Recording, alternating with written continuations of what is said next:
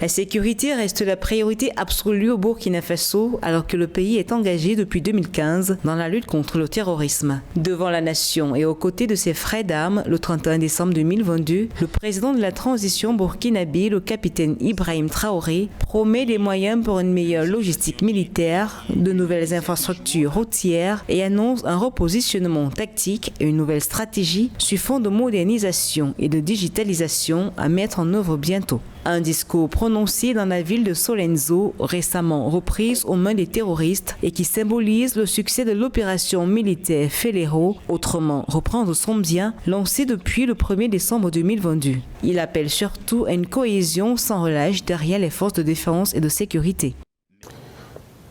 Aujourd'hui, nous sommes ici pour partager ces moments avec des frères d'armes et les encourager à aller de l'avant dans cette lutte.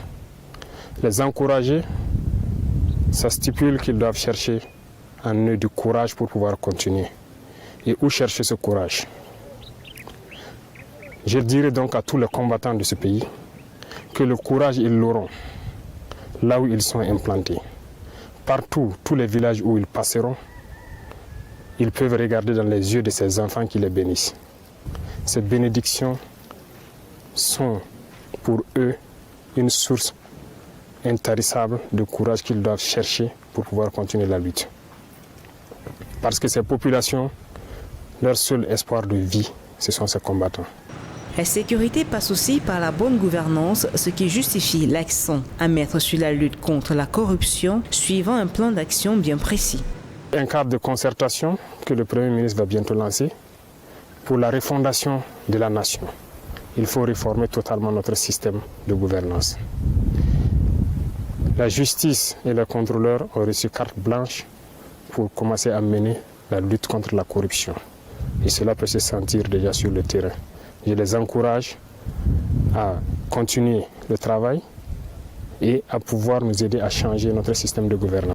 L'année 2022 a été particulièrement meurtrière au Burkina Faso, avec des attaques qui ont fait des centaines de morts civiles et militaires, comme celle de Setanga et de Gaskindi. Jusqu'ici, les terroristes contrôlent plus de la moitié du territoire national. À la date du 30 novembre 2022, le pays a enregistré 1 810 105 personnes déplacées internes, selon le secrétariat permanent du Conseil national de secours d'urgence et de réhabilitation. Outre les défis sécuritaires, le Burkina Faso doit aussi faire face à l'inflation et ses conséquences sur le quotidien des populations.